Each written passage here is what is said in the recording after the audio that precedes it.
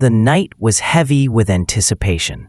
The arena buzzed like a storm on the verge of breaking, thousands of fans chanting, cameras flashing, history hanging in the air.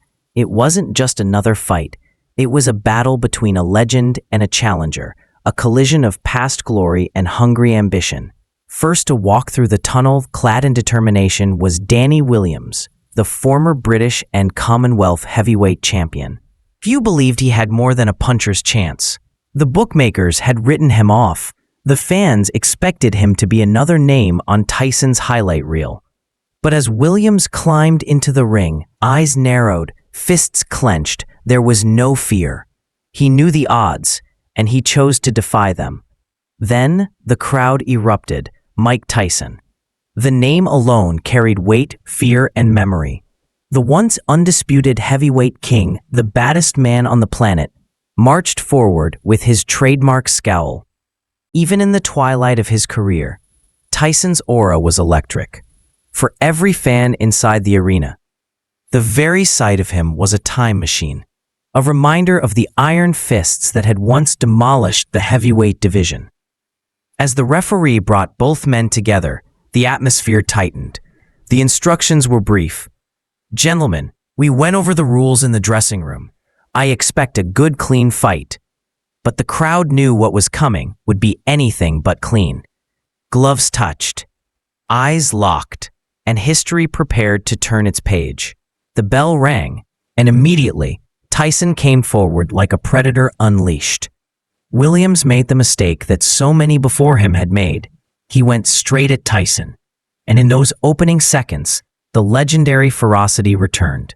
Tyson ripped hooks to the body, thudding into Williams' ribs with sickening force. Every punch carried menace.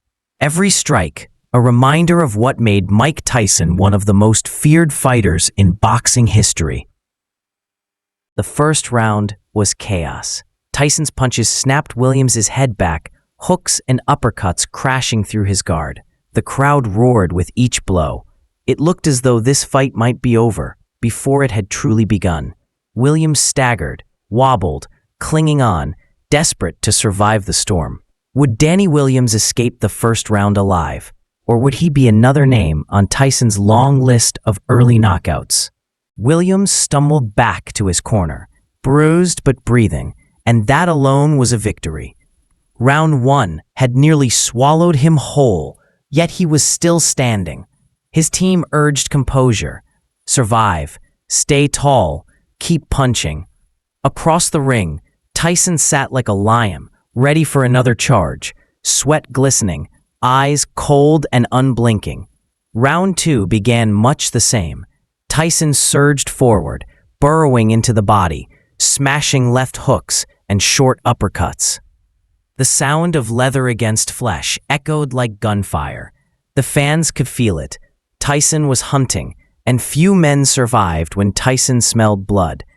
But Danny Williams wasn't here to surrender. Against the ropes, he began to fight back. A jab here, a counter there. Tyson shrugged off the shots, but for the first time, Williams planted his feet and pushed the legend back. The crowd gasped. Could this man, this underdog, really hurt Mike Tyson? The referee, Dennis Alfred, was tested early. Low blows, elbows, clinches. The fight was messy, brutal, dirty. Tyson's short, compact punches kept finding their way through, while Williams answered with looping counters. At times, it looked reckless, but Williams' courage kept him alive. Midway through the second round, Tyson landed a crushing left uppercut that snapped Williams' head back. The crowd roared, sensing the end, but Williams refused to fall. He absorbed punishment that would have finished lesser men, leaning, clinching, buying seconds of survival. And then, a twist. Williams began sneaking in counters of his own. An uppercut inside, a right hand over the top. They didn't stagger Tyson, not yet, but they landed clean. Each punch was a message. I will not go quietly. By the end of the round, Williams had done more than survive. He had planted doubt. Tyson returned to his corner, breathing heavily, his eyes betraying frustration. Round 3 began with a question in the air. Could Tyson still impose his will, or was Danny Williams about to rewrite the script? Tyson came out first, firing that famous left hook, the same weapon that had destroyed countless opponents. He dug to the body, forcing Williams back to the ropes, ripping combinations with bad intentions. The arena shook with every strike. Tyson's head movement was sharp, his guard tight, but for the first time in years, there was hesitation in his attack. His legs didn't move with the same speed. His balance looked shaky. And then, Williams found his chance. Against the ropes, he answered with a fierce combination, a left-right flurry that clipped Tyson clean on the chin. The crowd erupted. The underdog was fighting back. Tyson, furious, rushed in again, but Williams tied him up, leaned on him, forced him to carry his weight. He was not only punching back, he was making Tyson work. The referee found himself in the middle of chaos. Low blows, elbows, borderline shots, both men were fighting dirty, each looking for an edge. At one point, a point was deducted from Williams for infractions, but even that didn't break his resolve. Instead, it fueled his determination. The pace was brutal. Tyson's punches still cracked like thunder, but Williams kept coming, stubborn and unyielding.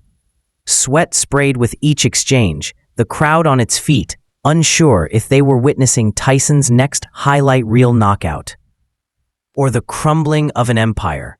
By the end of round 3, Tyson's right eye was swelling, his breathing heavy. Across from him, Williams looked battered but alive, blood trickling, chest heaving, eyes burning with belief. The tide of battle was shifting, and everyone in the arena felt it. As round 4 began, the tension in the air was almost unbearable. Tyson, once feared for his ability to end fights in seconds, now found himself locked in a war he had not planned for.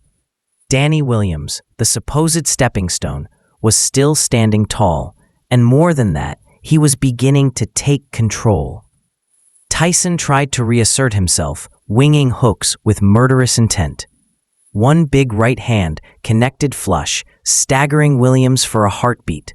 But then came the answer, a powerful left hand from Williams, thrown with grit and defiance, that snapped Tyson's head back. Gasps filled the arena. The unthinkable was happening.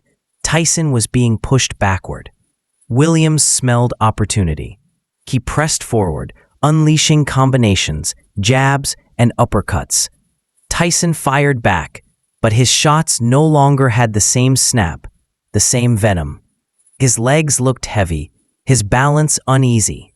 The man who once seemed invincible now looked human. The crowd, divided at first, now thundered with every punch Williams landed. Each blow was not just an attack on Tyson, but on the myth of Tyson, the aura of invincibility he carried into every ring he entered. Midway through the round, Williams unleashed a vicious barrage. Hooks to the body, uppercuts inside, overhand rights crashing down. Tyson covered, tried to counter, but the storm would not relent. His mouthpiece clattered as sweat flew from his head under the weight of Williams' fists. Then came the moment. A colossal right hand landed flush on Tyson's jaw. His knees buckled. The crowd erupted as Tyson staggered back, pinned against the ropes. Williams smelled blood. He unleashed a furious flurry. Left, right, each punch harder than the last. Tyson, once the hunter, was now the prey. The unthinkable was about to happen. It was round 4, 2 minutes and 51 seconds on the clock, when history flipped upside down. Williams, relentless and merciless, launched a final assault. A massive right hand thundered onto Tyson's chin. The legend's legs betrayed him. He stumbled, swayed, and then, with the weight of inevitability, he crashed to the canvas. The crowd gasped, some in shock, others in disbelief. Tyson was down. The referee hovered over him, voice firm, hand slicing the air with each count. 4, 5, 6. Tyson blinked, groaned, tried to rise, but the strength was gone. 7, 8, 9. The arena was frozen in suspense. Could the great Mike Tyson rise again? 10. It was over. Danny Williams had done the impossible. The underdog from England had knocked out the baddest man on the planet.